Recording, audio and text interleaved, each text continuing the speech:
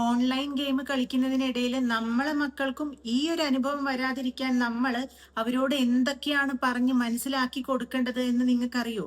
ആദ്യമായിട്ട് ഇങ്ങനെ ഒരു മെസ്സേജ് വരികയാണ് എന്നുണ്ടെങ്കിൽ അത് കണ്ടില്ല എന്ന് നടിക്കാതെ ആ ഒരു വ്യക്തിയെ ബ്ലോക്ക് ചെയ്യാനും ഈ ഉണ്ടായ അനുഭവം പാരന്റ്സിനോട് പറയണം എന്നും നിങ്ങൾ മക്കളടുത്ത് പറഞ്ഞു കൊടുക്കണം. പിന്നെ ചെറിയ കുട്ടികളല്ലേ, പെട്ടെന്ന് ആരെങ്കിലും ഒരാൾ ഒരു ഫോട്ടോ അയക്കൂ എന്നൊക്കെ പറയുമ്പോൾ അവരാദ്യം ഒന്ന് കൺഫ്യൂസ്ഡ് ആവുകയാണ് ചെയ്യുക. അപ്പൊ അവരെന്ത് ചെയ്യും? ഞാനിങ്ങനൊന്നും ചെയ്യാറില്ല എന്നാ പറയും. പകരം ഞാൻ ഇത് റിപ്പോർട്ട് ചെയ്യും, പാരന്റ്സിനോട് പറയും എന്നാണ് നിങ്ങൾ അവരോട് പറഞ്ഞു കൊടുക്കേണ്ടത്. മൂന്നാമതായിട്ട്, എന്ത് തെറ്റ് ചെയ്താലും എൻ്റെ അച്ഛനോടും അമ്മയോടും ഇത് പറയാം എന്നുള്ള ഒരു ഫ്രീഡം മക്കൾക്കിടയിൽ നിങ്ങൾ ഉണ്ടാക്കിയെടുക്കണം. എന്നാൽ ഇത്തരം എന്തെങ്കിലും ബുദ്ധിമുട്ട് പറ്റിയാൽ അവരത് ഒളിപ്പിച്ച് വെക്കാതെ ആദ്യം പറയുന്നത് നമ്മളോടായിരിക്കും.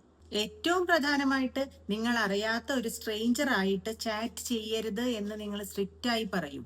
പിന്നെ നോ ഷെയറിംഗ് റൂൾ പഠിപ്പിച്ചു കൊടുക്കുക. അതായത് ഒരാൾ നിങ്ങളുടെ ഫോട്ടോ, വീഡിയോ, വീടിന്റെ ലൊക്കേഷൻ അല്ലെങ്കിൽ പേഴ്സണൽ ആയിട്ടുള്ള ഡീറ്റെയിൽസ് എന്തെങ്കിലും ചോദിച്ചാൽ ഒരു കാരണവശാലും മോനെ നീ അത് കൊടുക്കരുത് എന്ന് പറയണം.